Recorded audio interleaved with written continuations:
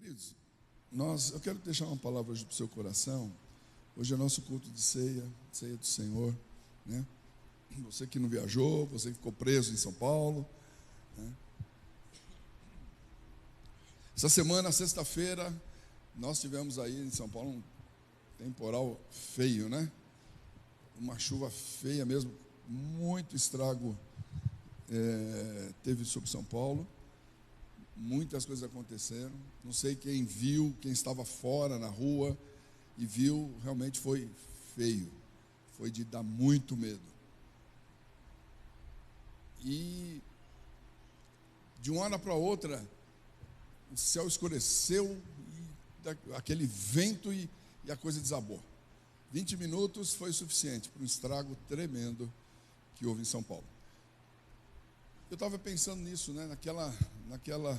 Você vê a natureza, irmãos, a natureza, ela mesma, ela como se ela estivesse mostrando ao homem aquilo que ele causa, muitas vezes, né? Aquilo que ele mesmo causa, com as matas sendo devastadas, as queimadas, mudam o curso dos rios, alteram toda a natureza, e a própria natureza reclama.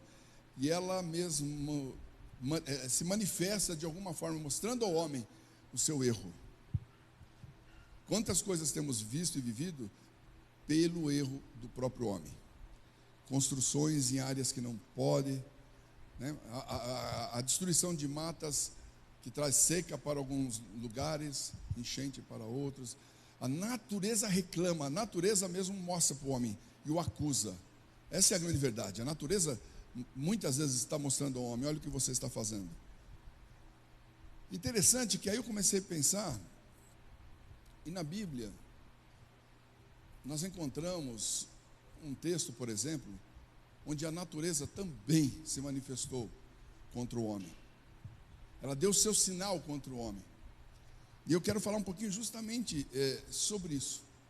Quando a Bíblia fala de um dia em que a terra enegreceu, que assustou as pessoas, espantou as pessoas, e elas ficaram temerosas, com muito medo do que estava acontecendo.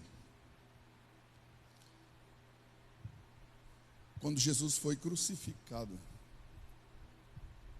na cruz do Calvário, a Bíblia diz assim, olha, em Mateus 27, eu vou ler 3 versículos de Mateus por enquanto, mas diz assim, Mateus 27, 45, desde a hora sexta até a hora nona, houve trevas sobre toda a terra. Eis que, versículo 51, eis que o véu do santuário se rasgou em 2 partes, de alto a baixo, tremeu a terra, fenderam-se as rochas. Olha só o que está acontecendo. Isso no período mais ou menos de 3 horas, entre mais ou menos meio-dia e 3 horas da tarde. A Bíblia diz que o tempo fecha, escurece tudo, o sol some. Uma negridão toma conta de tudo. A terra treme, estremece, tremor acontece. Rochas racham. A Bíblia diz que sepulcros, verso 52 diz: abriram-se os sepulcros, e muitos corpos dos santos que dormiam ressuscitaram. Olha o que aconteceu na terra nesse dia. Os santos os quais se referem são aqueles que morreram na fé no Senhor. A Bíblia diz que quando isso aconteceu, a terra estremeceu, abriram-se buracos nos sepulcros, e muitos santos, muitos homens e mulheres de Deus que haviam morrido na fé, crendo e esperando no Messias, ressuscitaram, saíram dos túmulos. Olha o que aconteceu nessa terra. Nós estamos falando de corpos de quem já havia morrido, esqueletos, ossos. Não era alguém que acabou de morrer e ressuscitou. Eram ossos já desmanchados ali o corpo. Mas quando isso acontece, nem o inferno, nem a morte pôde segurar os seus mortos ali. Corpos foram remontados, se refizeram, a alma voltou, o espírito voltou e eles levantaram. Olha só o que acontece. E a Bíblia diz no versículo 53 de Mateus 27: e saindo dos sepulcros, depois da ressurreição de Jesus, entraram na cidade santa e apareceram a muitos. Eu quero falar um pouquinho sobre isso com você, lembrando aquela negridão, aquilo que havia acontecido, que nós passamos aí agora. Isso, a Bíblia fala que algo assim aconteceu. Veja bem, vamos voltar um pouquinho no tempo aqui na história, para a gente entender o que havia acontecido. Era costume de Roma, era costume dos romanos, nas suas execuções, fazerem a coisa o mais público possível. Quando eles executavam a morte de cruz, já era uma morte utilizada, não só por Roma, outros povos já utilizavam esse tipo de morte na cruz. Cruz de diversas formas eram feitas, mas já era utilizado esse tipo de morte. E Roma, em especial, era ali na região a nação dominadora. Eles então faziam com que esse tipo de condenação fosse hoje em dia a gente falaria que ela estaria na mídia, né? Na mídia, nas redes sociais. Eles faziam com que a coisa fosse o mais pública possível, que todos vissem o horror que era desobedecer Roma, o horror que era desobedecer as ordens, violar as leis que eles impunham. Que horror seria tentar qualquer levante contra o governo, contra o domínio deles. Então eles faziam isso para trazer pânico, pavor e medo na população. Outra coisa que a gente vê, e a Bíblia relata aqui, é que em cima da cabeça, Jesus foi crucificado. Jesus, ele na sexta-feira, ele é preso, ele é julgado e crucificado. A Bíblia diz aqui que em cima da sua cabeça, né, foi afixado um título. Eles faziam isso. Pilatos ordenou que o título fosse posto. O condenado levava sobre si a causa da condenação, o que ele havia feito. E Pilatos ordena aqui que fosse feito, né, sobre Jesus, colocado a causa da sua ofensa, aquilo que ele havia feito, né? E no caso de Jesus, ele coloca em grego, latim e hebraico, para que todos entendessem e lessem aquilo. Falando qualquer uma dessas línguas, todos iam entender o que estava escrito. Em 3 idiomas ele manda pôr, e ele coloca assim: este é Jesus, o rei dos judeus. Ou, segundo João, na narrativa de João, ele diz: Jesus o Nazareno, rei dos judeus.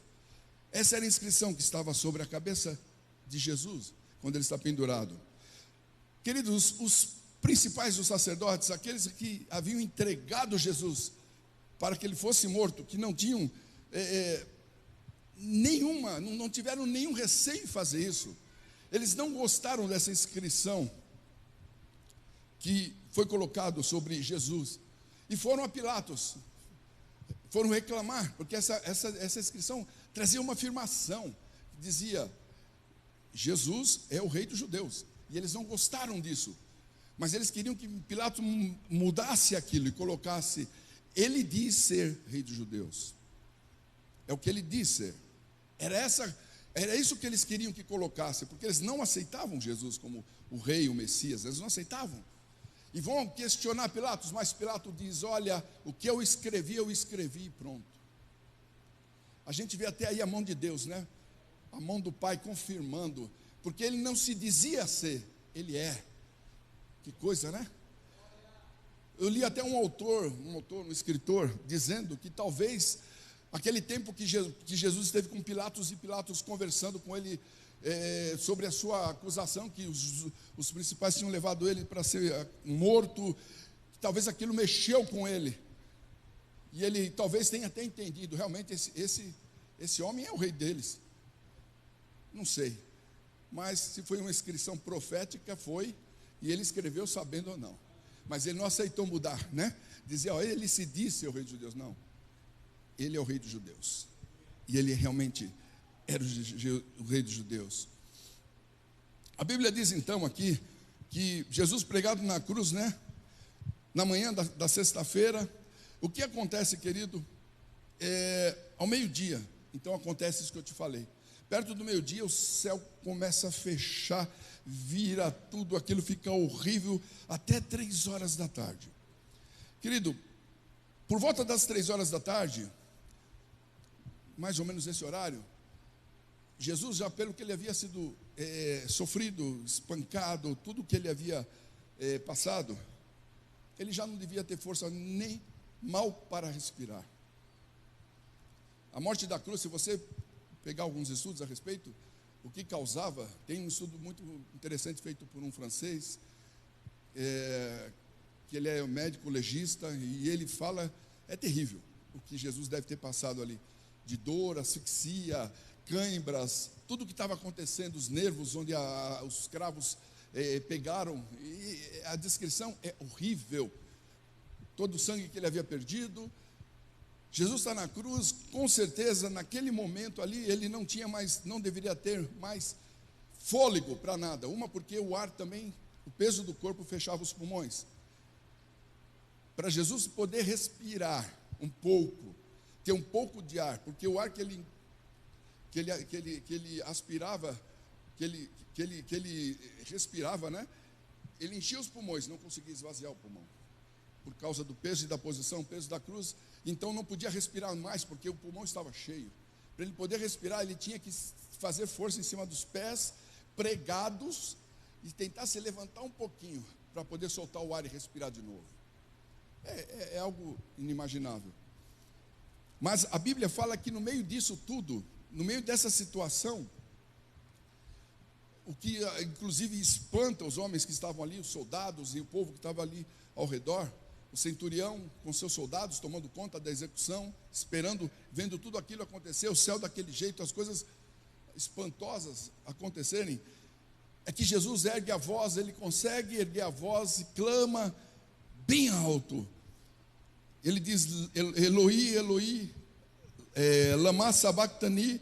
Isso aqui na linguagem quer dizer, meu Deus, por que me desamparaste? Foram as palavras de Jesus. A Bíblia diz no livro de Isaías, capítulo 53, o profeta Isaías, que ele diz, em torno de 700 anos antes da vinda do Messias, ele profetiza sobre a morte do Messias que viria, né? E inclusive cantamos aqui trechos de Isaías, né? Seu nome será maravilhoso, conselheiro, Deus forte, Pai da eternidade, príncipe da paz. Nomes que Jesus receberia, Isaías profetiza. E agora no capítulo 53, Isaías está profetizando sobre a morte dele. Eu vou ler rapidinho sobre esse momento dele. Diz assim, olha, presta atenção no pastor. Isaías 53, 3 em diante, eu vou ler alguns pedaços. Diz assim, olha, ele foi rejeitado e desprezado por todos. Ele suportou dores e sofrimentos sem fim. Era como alguém que não queremos ver.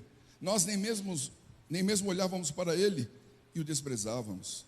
No entanto, era o nosso sofrimento que ele estava carregando, era a nossa dor que ele estava suportando, e nós pensávamos que era por causa de suas próprias culpas que Deus o estava castigando, que Deus o estava maltratando e ferindo. Porém, ele estava sofrendo por causa dos nossos pecados, estava sendo castigado por causa das nossas maldades. Nós somos curados pelo castigo que ele sofreu, somos sarados pelos sofrimentos que ele recebeu.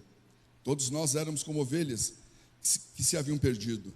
Cada um de nós seguia o seu próprio caminho, mas o Senhor castigou o seu servo, fez com que ele fosse o castigo que nós merecíamos, fez com que ele sofresse o castigo que era meu e seu, que nós merecíamos. Ele foi maltratado, mas aguentou tudo humildemente, e não disse uma só palavra, ficou calado como um cordeiro que vai ser morto, como uma ovelha quando cortam sua lã. Foi preso, condenado, levado para ser morto, e ninguém se importou com ele, com o que ia acontecer. Ele foi expulso do mundo dos vivos, foi morto por causa dos nossos do pecado do povo. Foi sepultado ao lado de criminosos, foi enterrado com os ricos, embora nunca tivesse cometido crime algum, nem tivesse dito uma só mentira. O Senhor Deus diz: eu quis maltratá-lo, quis fazê-lo sofrer. Ele ofereceu a sua vida como sacrifício para tirar os pecados, e por isso terá uma vida longa e verá os seus descendentes. Ele fará com que o meu plano dê certo. Nós somos descendentes hoje, queridos. Somos o resultado do sacrifício de Jesus. E hoje Ele olha para mim, olha para você, olha para cada vida que se rende aos seus pés e vê que valeu a pena o sacrifício. Valeu a pena mais uma alma. Entende, querido? Nós temos que valorizar isso. A tua salvação não foi uma brincadeira. Não é uma opção. Você quer hoje? Não é uma mercadoria. Leva, vai. Não, querido, nós temos que correr atrás disso. Abraçar com toda a nossa alma. Falar: meu Deus, eu não merecia isso. Depois de tanto sofrimento, ele será feliz. Por causa da sua dedicação, ele ficará completamente satisfeito. O meu servo não tem pecado, mas ele sofrerá o castigo que muitos merecem, e assim os pecados dele serão perdoados. Amém, querido? Isaías faz essa declaração a respeito dele. No último momento, deixa eu tomar uma aguinha aqui.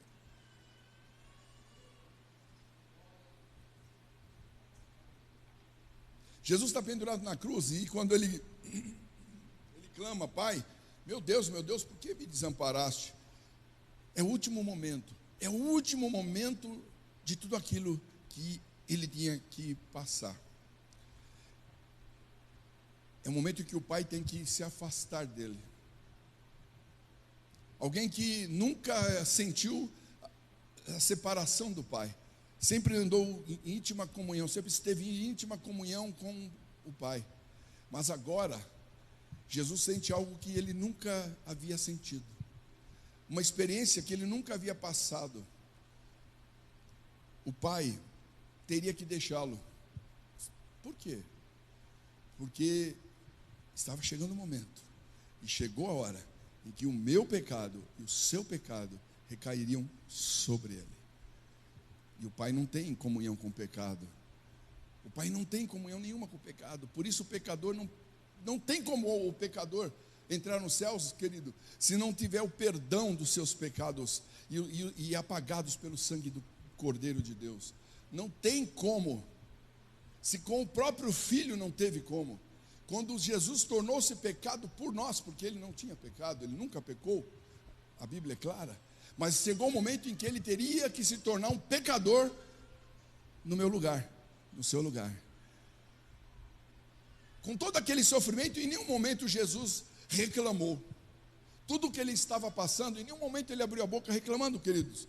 Mas agora, no momento mais crucial da sua crucificação, quando o pecado do homem cai sobre ele, ele clama: Pai, por que você me desamparou? Que tristeza para ele. Nós, como homens, irmãos, vivemos longe, muitos de nós, longe de Deus, distantes de Deus, e não sentimos nada. Nada. Não nos faz diferença nenhuma andar com Deus, estar distante de Deus. Pecar, desobedecer, viver uma vida totalmente torta, contrária à vontade dele. O homem vive a sua consciência parece não pesar em nada, não sente nada por isso. O pai distante e o homem vivendo como se tudo estivesse bem, e um inferno esperando ele no final da sua vida. Triste isso. Triste quando o homem está insensível a Deus. Mas o pecado vai fazendo isso. Quanto mais vamos distanciando de Deus, queridos, menos nós vamos sentindo a sua presença, menos isso vai nos machucando. Você entende? Se você separar uma criança do seu pai, uma criança de 4, 5 anos, 6 anos, que nem o Nicolas aí, ó, nosso grande batera, né? Estou feliz de ver. Ele é pequenininho. ele vai sentir a falta do pai e da mãe, mas daqui 15, 20 anos, ele talvez até esqueça de como eles eram. A distância, já não vai sentir mais falta. Já conheceu outras pessoas, eu mal lembro deles, não sei por quê. Afastou, distanciou. E é assim com Deus, o homem vai se distanciando, mas Jesus, ele não queria isso, e ele clama aqui, né? Mas o pai tem que se distanciar, e agora Jesus vai dar os seus últimos, vai viver os seus últimos momentos, para vencer de vez o pecado, o poder da morte sobre nós, e concluir a obra de salvação. Isso, o final ele teve que fazer sozinho. O pai não pôde estar com ele nesse momento. A morte de Jesus, como eu já havia dito, ela foi acompanhada por situações que foram horríveis, né? Tudo que acontece no céu, tudo que aconteceu, quando Jesus rende o Espírito, terremoto, as coisas acontecem. A gente fica imaginando o pouco que a gente viveu, como foi difícil, né? Como é difícil. A coisa foi tão terrível, foi tão assustadora, que a Bíblia diz que o centurião, com os soldados que ele comandavam, que estavam ali responsáveis, comandando a execução e esperando, tomando conta ali do que estava acontecendo, ele se assusta. Quantas execuções aquele homem viu? Os seus soldados, quantos eles crucificaram? Quantos? Mas a coisa aí está diferente de todas as outras. Ele nunca havia visto aquilo que ele estava vendo aqui. Ele nunca tinha visto uma crucificação dessa forma, onde, primeiro, o próprio condenado, ele quer ser executado. Ele queria ser executado, ele precisava ser executado, ele sabia disso, ele não resistiu, ele não tentou fugir. Ele repreendeu Pedro quando cortou a orelha de Malco, no momento em que Jesus foi preso.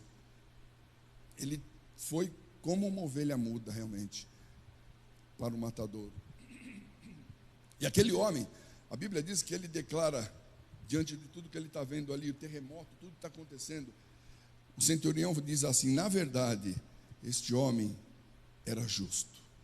Quando ele vê tudo acontecer, ele fala: esse homem não tinha mal algum, esse homem era um justo, pelo que está acontecendo. Outros ali ao redor dele também fazem declarações e afirmam: verdadeiramente este era o Filho de Deus. Querido, o fim da tarde está chegando. O que acontece? No dia seguinte, era sábado, seria sábado. Sábado já é um dia que o judeu ele reserva aquele dia. É um dia em que ele é o Shabá, ele não trabalha, ele não faz nada, é um dia especial para o judeu. Esse sábado era um dia mais do que especial, porque além disto, eles celebrariam a Páscoa.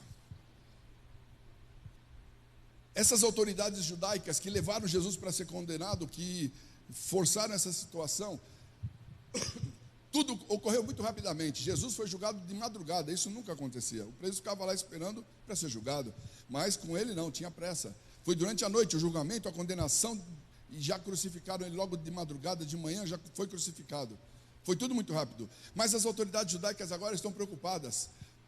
Amanhã é sábado, é a nossa festa de Páscoa. E esses homens não podem estar pendurados lá na cruz. Isso vai profanar o nosso sábado, vai estragar a festa toda. Eles não podem ficar lá. Então os homens correm a Pilatos. As autoridades vão a Pilatos e falam: olha, esses homens precisam ser executados, porque, queridos, o período que eles estavam ali ainda era curto para morrerem. O sofrimento na cruz, do jeito que eles estavam, levaria muito mais tempo ali, pendurados. Então era normal, os soldados romanos quebravam os joelhos dos homens pendurados, quebrava mesmo, para o sangue descer e morrer, para eles morrerem de vez. Então as autoridades romanas, né, a preocupação não era com o horror que eles tinham feito, a preocupação era não estragar a festa do outro dia. Vão a Pilatos e pedem que aqueles homens precisavam ser executados, precisavam morrer e ser tirados da cruz, porque no outro dia não podia ficar ali. E a partir de 6 horas da tarde, era já vira para o outro dia, na contagem deles. Já viraria para o sábado. E eles não podiam ficar lá, senão a festa toda tinha sido profanada, estragada. Os soldados vão executar. Quebra o joelho de um dos prisioneiros, ele acaba de morrer. Quebra o do segundo, ele acaba de morrer. Mas de Jesus, não, ele já estava morto. Ele já tinha morrido. Ele já estava morto. Ele já tinha rendido o espírito ao Pai. Para que se cumpra a profecia que diz que nenhum dos seus ossos seriam quebrados. Nenhum dos seus ossos seriam quebrados. Jesus está lá. Jesus está morto.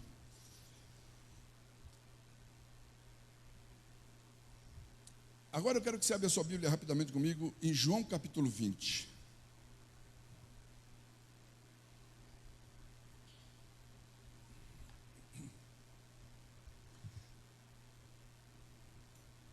Vamos lá. Jesus foi sepultado. Sepultaram ele rapidamente. Não prepararam o corpo, não dava tempo. Ele tinha que ser sepultado logo, porque sábado era Páscoa. Sepultam Jesus na correria, o corpo dele. Domingo, logo de madrugada, Maria Madalena, ela vai ao sepulcro. As mulheres talvez iam agora fazer o que não deu para fazer, como se fazia com quem era enterrado. Levar as especiarias, os perfumes, enrolar bem o corpo, passar tudo aquilo, fazer tudo aquilo que eles faziam. Ela vai domingo cedo para o sepulcro. Concluiu que no sábado não deu para ser feito. A Bíblia diz aqui, então, João 20, verso 1.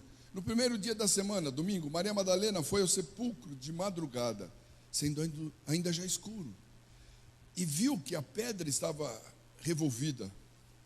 E então correu e foi ter com Simão Pedro e com o outro discípulo a quem Jesus amava, João, e disse-lhes: tiraram do sepulcro o Senhor, e não sabemos onde o puseram.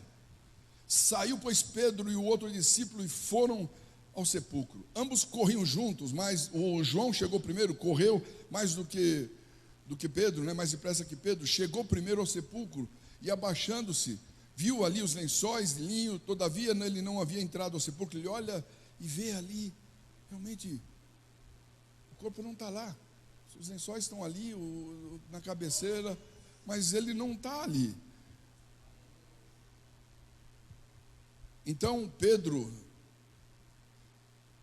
chegou e entrou no sepulcro. Ele também viu os lençóis ali, e o lenço que estivera sobre a cabeça de Jesus, que não estava com os lençóis, mas deixado num lugar à parte. Então entrou também o outro discípulo, que chegou primeiro ao sepulcro, e viu e creu. Pois ainda eles não tinham compreendido a Escritura, que era necessário ressuscitar ele dentre os mortos. E eles voltaram aos discípulos outra vez. Aqueles homens chegaram, chegaram correndo. João chegou na frente e João olhou. Ele viu que realmente o corpo não estava lá. Pedro chegou depois e já entrou correndo. Pedro era assim, o afoito, da turma, já o valentão. Talvez falou: eu vou pegar algum lá dentro e já vou socar o cara que está mexendo no corpo de Jesus, não sei. Mas ele entra e realmente não vê nada. Aí João entra também. E eles voltam para os discípulos. Veja bem, eu quero chamar a sua atenção. Verso 8 que nós lemos agora, diz que João viu e a pergunta que eu faço: o que João viu para crer? Jesus não está lá no sepulcro. O que João viu ali então? Ali tinha somente o quê? Os lençóis. Só isso. Enrolado ali num canto. Somente isso. E a pergunta que eu faço, gente, para nós hoje, nos nossos dias: o que é necessário a gente ver para a gente crer em Deus? Crer na sua palavra. O que é necessário para nós, para crermos? Sabe, uma coisa que me incomoda às vezes, e a gente vê muito isso no nosso meio cristão, E eu anotei aqui: quais as programações são necessárias, quais novidades a gente precisa fazer, para as pessoas serem atraídas e virem à igreja, ou para ir a um culto, ou para permanecer na igreja. A igreja muitas vezes tem que parecer uma empresa. A gente tem que ficar se reinventando. para o povo vir, para querer participar, para querer estar presente. Tem que ficar atraindo. Aqui tem na sua, não, você não gostei. Aqui tem, nessa eu gostei, essa eu vou. Tá bom. Amanhã vai ter de novo? Não, hoje não. Amanhã, isso aqui só teve hoje. Então tá bom. Amanhã eu não volto. Você entende? Muitos estão vivendo esse tipo de fé. A Bíblia fala que, no mesmo livro de João, capítulo 20, mas lá no verso 24, que um dos discípulos, Tomé, que era chamado Dídimo, ele não estava no dia que Jesus aparece aos discípulos. Quando Jesus apareceu, ele não estava presente. E disseram para ele aqui, os discípulos aqui, né? Nós vimos o Senhor, nós vimos Ele. Mas a Bíblia diz aqui que ele responde: se eu não ver o sinal dos cravos na sua mão, e não puser ali o meu dedo no lado aqui onde ele foi ferido pela lança, de maneira nenhuma eu crerei. Outra pergunta que eu faço.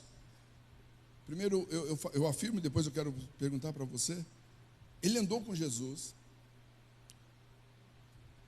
com os discípulos de Jesus, até que Jesus foi crucificado. Ele estava com todos eles.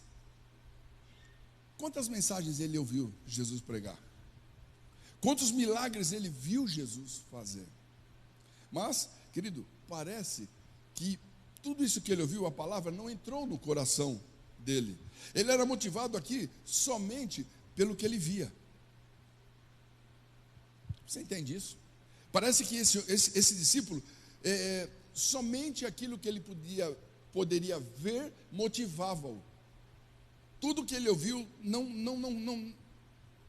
não penetrou, a palavra não penetrou no coração dele. O coração dele continuava vazio e incrédulo. Jesus não está mais aqui? Não, Jesus morreu? Então, não, mas ele ressuscitou. Não creio, acredito não. E tudo que ele havia dito, ele havia prometido, ele falou que isso ia acontecer, mas não acredita. Agora não quer, porque o coração dele está vazio. E quantos crentes estão vivendo assim, querido? Da mesma forma, tem que ver as coisas. Não guardam a palavra no coração, não creem. Quantos vivem dessa forma? Não creem, não conseguem crer, não conseguem entender aquilo que Deus está fazendo. Quantos vivendo da mesma forma? Paz do Senhor, meus irmãos. Aí, irmão Edmilson, queridos pastores que acompanham, Deus abençoe vocês, viu? Então, o que acontece, querido? Naquele primeiro momento, lá no sepulcro, porque aqueles homens correm, né? Como eu disse, Pedro e João vão correndo, entram no sepulcro, constatam, o corpo não está mais ali. Eles voltam para junto dos discípulos para levar a notícia. Mas João vai com o coração diferente, talvez do de Pedro, né? Pedro, onde puseram, o que fizeram com ele? Mas João não, João viu e, versículo 8, João viu e creu. João está, dentro do coração de João, talvez o sentimento é totalmente outro. Talvez enquanto Pedro fosse chegar lá nos discípulos e falar: gente, vamos procurar onde puseram o corpo de Jesus. João talvez está no seu coração chegando e falar: gente, vamos fazer uma festa, ele ressuscitou. Cada um com o coração de um jeito, mas os dois correm, né? Mas a Bíblia diz aqui, naquele primeiro momento, Maria ficou lá no mesmo lugar, né? Maria, querido, ela também viu o que eles viram. O que ela viu ali? Ela viu um sepulcro vazio, viu os lençóis no chão. Isso, e veio ao coração dela uma dúvida, a mesma dúvida que talvez no coração de Pedro. O corpo foi roubado. Maria pensou: roubaram o corpo do Senhor, né? Ela teve a mesma visão, os lençóis, a mesma coisa aqui. Mas o que João viu foi suficiente para ele crer. Mas para ela não. Ela ficou na dúvida. Onde puseram o corpo de Jesus? Cadê o corpo dele? Querido, eu escrevi algo e quero que você guarde no seu coração. Nós nos movemos e nos rendemos para servir ao Senhor na medida do que nós cremos. Se você não crê, você não vai fazer nada. Se você não crê, você não abre o coração. Se você não crê, você não se dispõe a fazer nada, porque você não crê. Você não acredita. É a nossa fé que conduzirá a nossa caminhada e serviço a Ele. Se você não crê, eu tenho que ver. Eu tenho que ver, mas ele, só acredito se eu ver Ele. É o que Tomé falou. Eu tenho que pôr a mão. Eu tenho que pôr a mão. Eu tenho que ver, eu tenho que sentir. E tudo que Ele havia prometido, e tudo que Ele havia falado. João, verso 8 diz que ele viu e creu. João viu ali, naqueles lençóis, no sepulcro vazio, o que Pedro não viu. Pedro não conseguiu ver. Ele viu o que Maria Madalena ia ver só depois, né? Porque depois o mestre aparece a ela. E ela ainda pergunta, é de noite, está escuro, talvez alguém falando atrás dela, né? Falou, o que você procura? Ela talvez pensando, a Bíblia diz que ela pensou que era o jardineiro, que cuidava do jardim. Falou, eu estou procurando o meu mestre, que foi enterrado aqui. Levaram o corpo. Jesus chama ela pelo nome, né? Maria. Nossa, aí o coração dela acho que gelou, pulou, esquentou. Ela reconheceu a voz dele. Ela teve que ver. Mas João viu o que ela não tinha visto. João viu, queridos, o que os discípulos só veriam depois. João não precisou ver, ele creu. Bastou ele ver os lençóis ali, o corpo não está mais ali, ele não tinha dúvida, ele ressuscitou. Ele ressuscitou, não tem dúvida. Eu fico pensando os dois voltando correndo para os discípulos, Pedro e João, e cada um com um sentimento totalmente diferente do outro, né? Talvez Pedro pensando, Pedro do jeito que era, né? Já vamos pegar lança, faca, espada, vamos fazer um rebuliço nessa cidade, temos que achar o corpo dele. E João talvez falando, vamos pegar instrumento e cantar que hoje é dia de festa. Hoje é dia de festa. Cada um naquilo que crê. Nós nos movemos, agimos diante, conforme a nossa fé, conforme o que vemos, conforme o que cremos. É assim. É assim. Hoje muitos são levados aqui, eu coloquei, a desenvolver uma fé que precisa ver. Infelizmente, precisa de ser alimentada com constantes programações, constantes campanhas, constantes atrativos, constantes atividades, para ficar na igreja. A igreja lá vai fazer a campanha do feijão preto, então vamos fazer também rápido, antes deles, porque senão o povo corre para lá. Querido, que fé é essa que nós estamos semeando no coração do povo?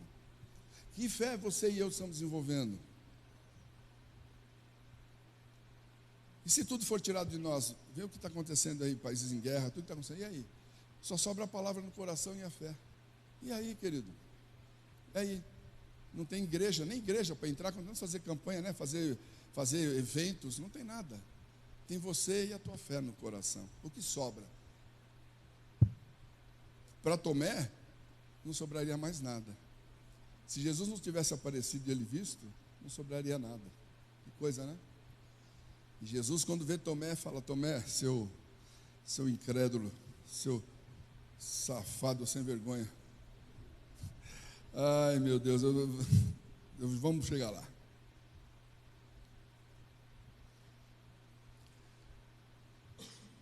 Tomé, querido, ele não encontrou Jesus no sepulcro, mas ele tinha a palavra ardendo no coração, fervilhando no coração. E aquilo foi mais do que suficiente. A palavra já testemunhou com o seu espírito, e ele testemunhou, o espírito dele com o Espírito Santo testemunhou e falou, pode festejar. Ele ressuscitou. E Tomé, e João não tem dúvida. 8 dias se passam desse acontecimento. 8 dias se passam. Os discípulos estão novamente reunidos. Talvez alguns pensando como...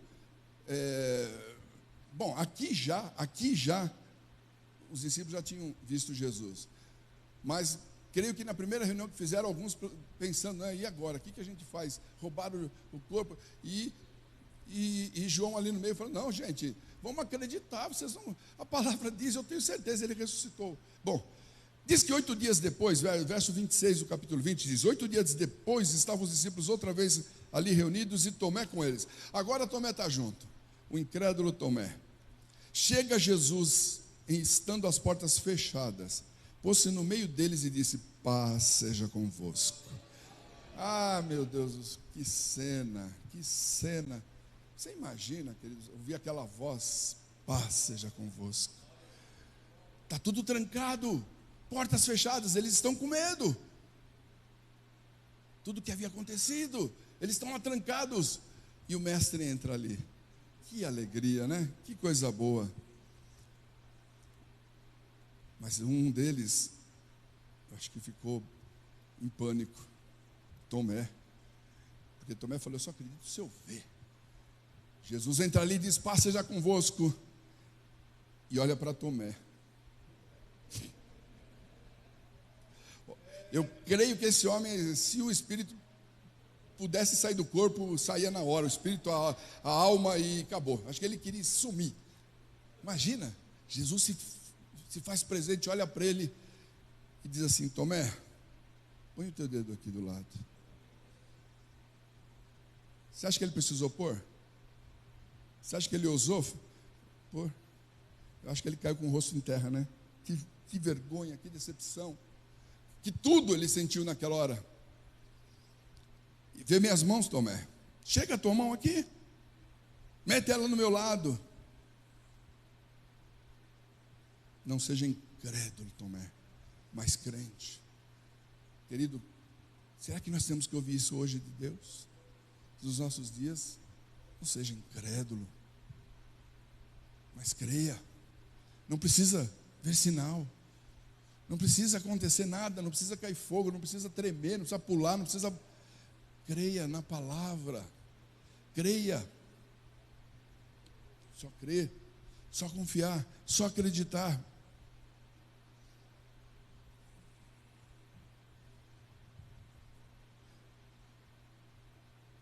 Em Jeremias 1,12 o Senhor diz assim ao profeta, Deus está falando com ele e mostra algo ali para ele e diz para ele: viste bem, porque eu zelo pela minha palavra para a cumprir. Deus está testando o seu profeta, né? Porque você está vendo? Estou vendo uma amendoeira. Tá. Você viu bem. Eu zelo pela minha palavra. Deus, querido, a sua palavra não vai voltar atrás. Aquilo que Jesus disse que faria, ele fez e fará ainda. Ele disse aos discípulos que ele voltaria, que ele ressuscitaria. Ele ressuscitou. Porque Deus é fiel, sempre fiel.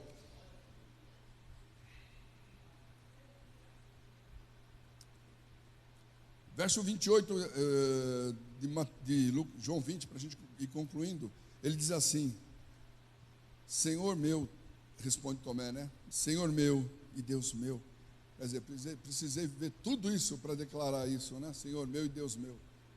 Andando com ele, junto com os discípulos, vendo sinais, tudo que aconteceu. Mas não, eu só vou acreditar se eu ver. Triste, né, querido?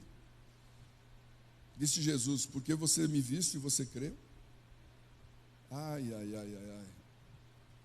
Você está vendo, está crendo só porque você me viu. Triste isso, né? Eu vi isso diante de todos os demais discípulos, né? E dos demais que ali estavam presentes, Tomé. Você está crendo? Você me chamou de Senhor teu. Você está crendo porque eu estou aqui.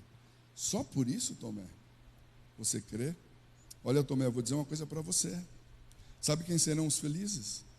Aqueles que não virem e crerem. Ele diz: bem-aventurados os que não viram e creram. Sou eu e você, irmão. Não vimos. E tantos outros irmãos. Não precisamos ver. Jesus nunca se fez presente na minha, visivelmente, eu nunca o vi. Mas eu creio. Eu creio na sua palavra. Eu creio que Ele é o Filho de Deus, o unigênito Filho de Deus, que morreu para me salvar, para me dar a vida eterna. Eu creio. E é esse crer que nos faz caminhar. Hebreus 10, 35 a 39 diz assim: olha, portanto, não lanceis fora a vossa confiança, que tem uma grande recompensa. Necessitais de perseverança, para que depois de haver desfeito a vontade de Deus, alcanceis a promessa. Querido, vamos perseverar, vamos continuar. As coisas são fáceis? Não. A jornada é difícil. Como eu disse aí, sexta-feira, quantas pessoas sofreram aí com o que aconteceu? Quantas coisas aconteceram?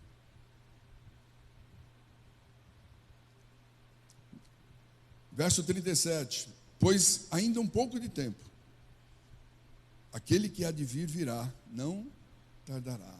Oh, coisa boa. Você crê ou precisa ver acontecer? Você crê, eu vou, não, eu não acredito, eu vou ficar na incredulidade. Quando ele vier, eu quero ver. Se você ficar assim, você não vai ver. Ele virá e você não vai ver. Quando ele vier buscar a sua igreja, talvez você, né? Quem pensa assim, né? Não, espero que não você. Mas não verá, porque não crê. A Bíblia diz que Jesus se manifestou a mais de 500 irmãos antes de subir ao céu definitivamente, né? Mas irmãos, aqueles que creem. Os que não creem, ninguém viu. Continuam procurando ele até hoje. Mas aquele que crê, vê. Jesus disse: se tu crês, verás a glória de Deus. O meu justo, verso 38. O meu justo, eu estou lendo Hebreus 10, tá? O meu justo, porém, viverá da fé. É assim que caminhamos, é assim que João, quando olhou para dentro, a Bíblia diz que ele viu e creu. Ele creu, não precisou ver, não precisou pôr a mão, não precisou tocar. Ele creu, porque ele disse que ia fazer isso. E ele creu que Jesus havia ressuscitado realmente. E se ele recusar, diz aqui o escritor de Hebreus, a minha alma não tem prazer nele. Então, meu irmão, não recue, vai em frente. Não importa, vai em frente, vai em frente. Nós, porém, não somos daqueles que retrocedem para a perdição, mas daqueles que creem para a conservação da alma. Hebreus, para a gente concluir, e vamos consagrar a ceia ao Senhor. Hebreus 11:1 diz, ora, um texto bem conhecido, né? A fé é o firme fundamento das coisas que se esperam, e a prova das coisas que não se veem. Foi assim que João olhou. É pela fé. Ele tinha certeza, ele esperava que o seu mestre iria ressuscitar. Então ele tinha certeza que ele ressuscitou. Ele não precisava ver para crer. Ele cria. Jesus disse. E ele confiou e acreditou. Ora, sem fé, verso 6. É impossível agradar a Deus. Porque é necessário que aquele que se aproxima de Deus creia que Ele existe. E que Ele é galardoador dos que o buscam. Amém, querido? Que seja assim a nossa fé, e esteja assim o nosso coração. Creia, irmão. Não espere sinais. Os sinais podem acontecer, não tem problema. É bom que aconteça, né? Os sinais testificam a palavra, confirmam a palavra, mas nós temos que crer na palavra, no verbo. Tá bom? Amém? Eu quero orar com você, enquanto isso eu vou pedir aos diáconos para colocarem a mesa aqui no meio. Feche seus olhos, irmão, na presença do Pai. Pai querido, Deus de bondade, Deus de misericórdia, louvamos o Teu nome nessa manhã. Não existe outro além de Ti. Não existe um Deus tão grande quanto o Senhor. Pai, cremos em Ti, cremos na Tua palavra. Sabemos que ela é bendita e que ela se cumpre. Ela jamais voltará atrás, jamais voltará vazia a palavra que o Senhor envia, mas ela vai executar aquilo a qual ela foi enviada. Tua palavra é poderosa. Cremos em Jesus, no sacrifício da cruz, para a remissão dos nossos pecados. Por isso, nessa manhã, Pai, estamos aqui reunidos, te louvamos, te adoramos, vamos participar desse momento especial que é a ceia do Senhor. Pai querido, ministra sobre a nossa vida, nosso coração, para que sejamos edificados e fortalecidos nesse momento.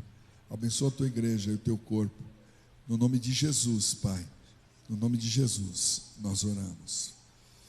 Amém e amém. Querido, vou pedir aos pastores para me ajudarem, por favor.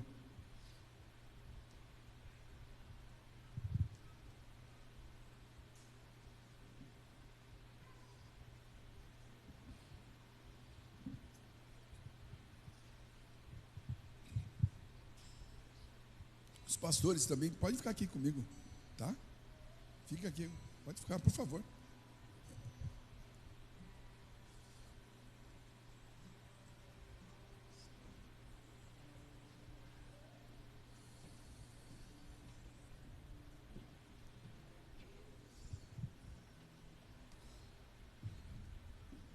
Se você está com a sua Bíblia aí, abre ela, 1 Coríntios capítulo 11, verso 23.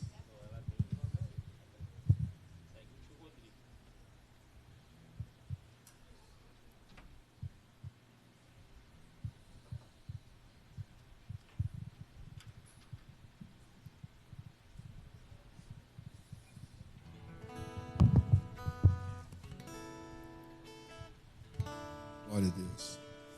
Abre aí comigo, se você está com a sua Bíblia, 1 Coríntios capítulo 11, verso 23. O apóstolo Paulo instrui então, a ceia do Senhor, está dando instruções. E ele diz: porque eu recebi do Senhor o ensinamento que passei para vocês, que o Senhor Jesus, na noite que foi traído, tomou o pão e deu graças a Deus, e depois partiu o pão e disse: isto é o meu corpo, que é entregue em favor de vocês. Façam isso em memória de mim. Assim também, depois de jantar, ele pegou o cálice e disse: esse cálice é a nova aliança, feita por Deus com o seu povo, aliança que é garantida pelo meu sangue. Cada vez que vocês beberem esse cálice, façam isto em memória de mim. De maneira que cada um de vocês comam deste pão e bebam deste cálice. Quando fizerem isso, estão anunciando a morte do Senhor até que ele venha.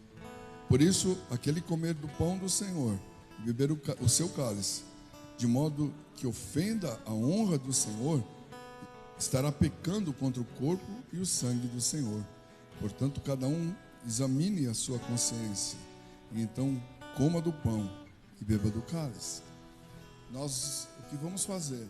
Fazemos consciente, honrando o sacrifício, honrando a morte na cruz, honrando o sangue derramado, entendendo o valor disso para a nossa vida. E ele diz: fazer isso em minha memória.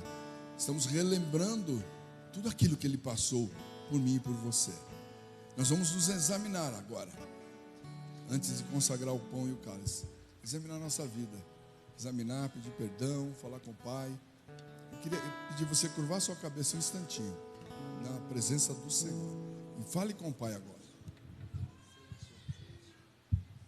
Glória a Deus. Pai querido, em nome de Jesus, Senhor, nós falamos contigo nesta hora. Senhor, nós nos apresentamos, Senhor, diante de Ti. Recebemos, Deus, a Tua palavra no nosso coração, a qual, Senhor, ela torna vida para nós, é para o nosso crescimento, para nosso fortalecimento, para direcionar a nossa vida. E nós Te louvamos, Deus, pela Tua palavra. Esse momento, Senhor, é um momento em que examinamos a nossa vida. É um momento tão rápido, esse exame tem que ser feito todos os dias, Senhor. Mas neste momento, Deus, o Espírito do Senhor que sonda os nossos corações diariamente, constantemente, Pai. Eu sei que, Senhor, durante este tempo aqui, nesse lugar, o Espírito Santo do Senhor começou a falar, a tratar, se mover dentro de nós, traz à tona muita coisa, Senhor, que nós precisamos. E nós agora apresentamos a Ti, Senhor, aquilo que é necessário, pedindo perdão pelos nossos pecados, pelas nossas faltas, pelos nossos erros, pelas nossas ausências. Ó Senhor amado, nós Te pedimos perdão, que o Senhor venha, através do sangue do Senhor Jesus derramado na cruz por nós, nos perdoar, limpar a nossa vida, nos purificar, como nós temos falado, como nós temos ouvido, como nós temos cantado. Ó Senhor, que nós estamos aguardando a vinda do Teu Filho Jesus. Ó Senhor, nós cremos nessa promessa. Nós cremos que o Senhor há de vir.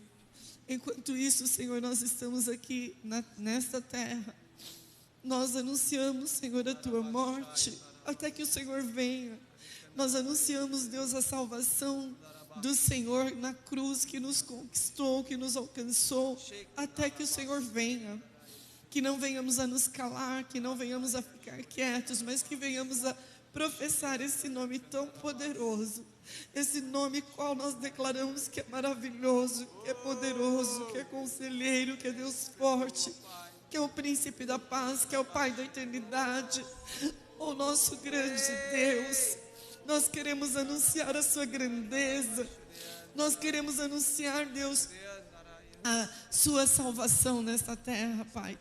Deus, limpa, santifica, santifica-nos, ó Deus, na Tua palavra, na verdade, nos conduz por caminhos retos, por caminhos de justiça, por caminhos que nos levam ao céu, e que nesta caminhada, Senhor, nós venhamos a trazer outros para que venham caminhar conosco, andar conosco, Senhor, e porque nós sabemos que essa é a direção que o Senhor nos dá, mas para isso, Senhor, nós estamos sendo preparados, moldados, nós estamos sendo ajustados, alinhados à vontade do Senhor. Que assim seja, Senhor, todos os dias, Pai. Que assim seja, Senhor, na nossa vida constantemente. Nós estamos, Senhor, neste processo, Deus, de santificação, de limpeza, Pai. Ó Deus querido, não somos perfeitos, mas nós caminhamos, ó Deus, sendo ajustados, sendo aperfeiçoados pelo Senhor que é perfeito. Deus, ajuda-nos nessa caminhada, Senhor. Ajuda-nos, ó Deus, em todo tempo, porque nós tanto precisamos do Senhor. Nós reconhecemos, Pai, que não somos nada, absolutamente nada sem o Senhor. E quanto nós precisamos de Ti, ó Deus. Precisamos do Senhor, precisamos da direção do Teu Espírito, precisamos da Sua presença, precisamos, Senhor, do Seu poder, da Sua autoridade, precisamos, ó Deus, de Ti para todas as coisas. Sem o Senhor nós nada somos, Pai. E ainda assim, Senhor, estamos aqui para Te servir, mesmo que servos inúteis, Pai.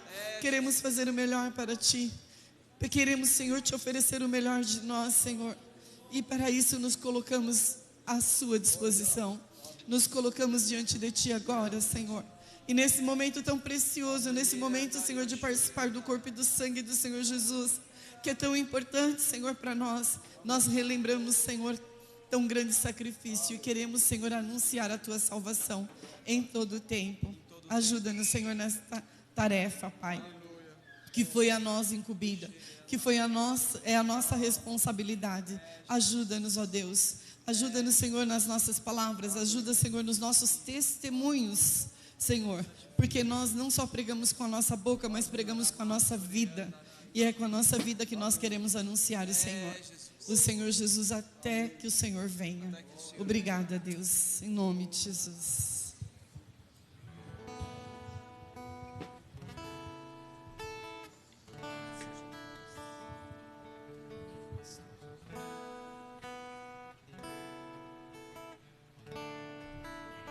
Paz do Senhor, igreja. Vamos estender as mãos, vamos abençoar. Oh, querido Jesus, amado, santo, precioso, aquele que nos toca nesta manhã, no profundo, na Tua presença, querido e amado nosso. Nós queremos agora, Senhor, juntamente com a Tua igreja, aqueles que são bem-aventurados, porque não viram, Senhor. Nós não vimos, mas nós cremos. Aleluias. É uma grande bem-aventurança. Aleluias. Senhor, nós consagramos agora estas partículas de pães, que representa agora, Senhor, o Teu corpo, o corpo que foi dado por nós, e que está escrito: aquele que por mim se alimenta, palavras do Senhor, por mim viverá. Senhor, nós apresentamos e consagramos a Ti nesta manhã, para a glória do Teu nome, Senhor. Assim seja. Amém e amém, Senhor. Graças a Deus.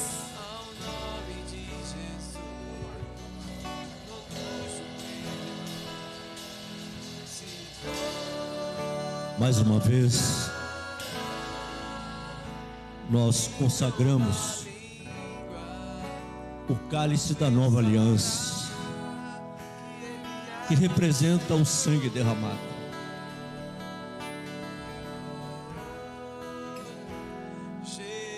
O pastor estava ministrando, na sua ministração, eu estava pensando, Ele disse: Pai, por quê?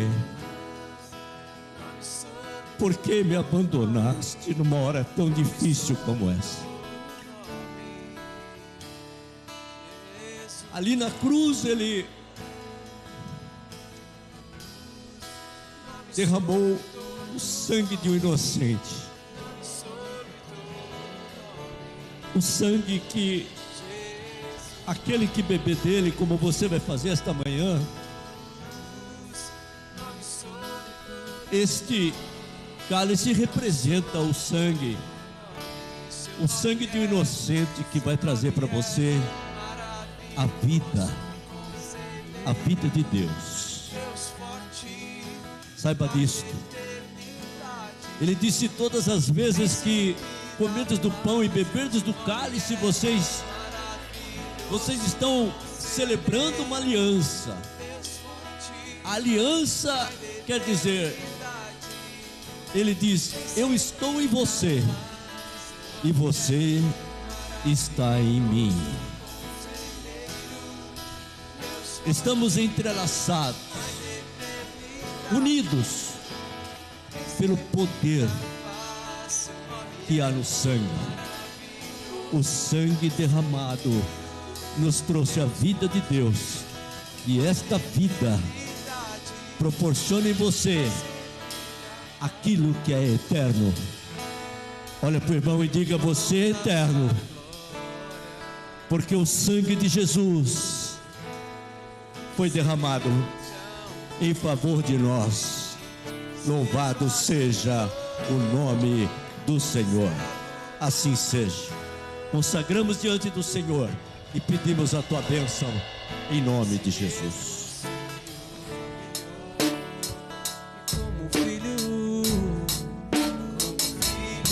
Glória aos diáconos, por favor.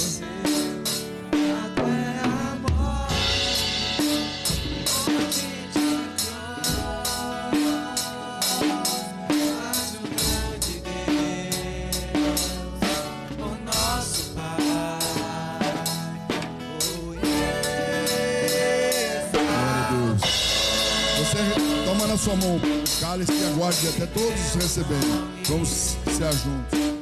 Sobre todo nome no céu e na terra e debaixo da terra, ao nome de Jesus, todo joelho se dobrará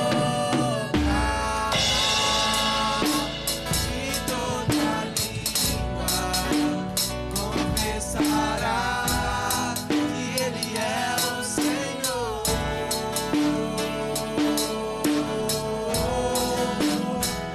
Jesus,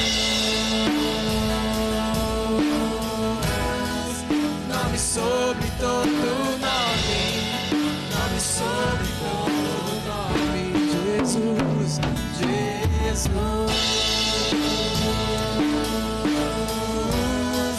Nome sobre todo nome, nome sobre todo nome, Jesus, Jesus.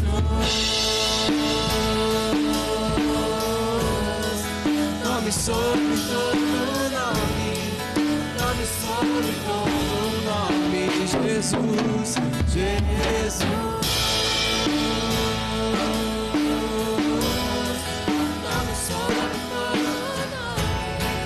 Nome sobre todo nome, seu nome é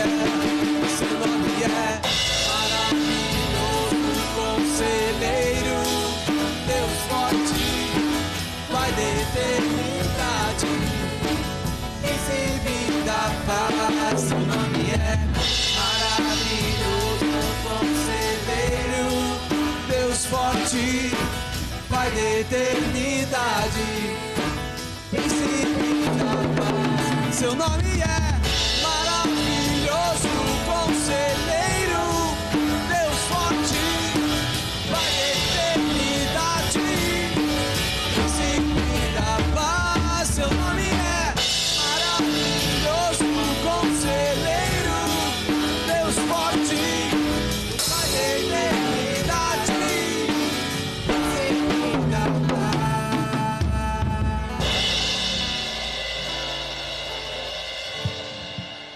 Aleluias.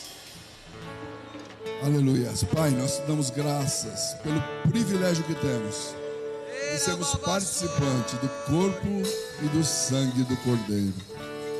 Pai querido, nós rogamos, Senhor, que todos os benefícios conquistados lá na cruz do Calvário sejam sobre a nossa vida, Senhor, e que o teu povo possa sempre lembrar-se do sacrifício, fazer isso em tua memória, honrando esse momento, honrando o sangue derramado, honrando o corpo moído lá na cruz do Calvário.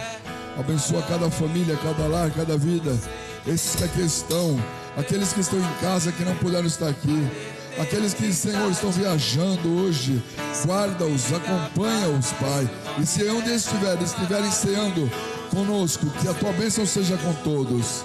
Fica conosco, fica com o teu povo. Assim nós somos gratos por esse momento, em nome de Jesus. Querido, participa do pão e do cálice.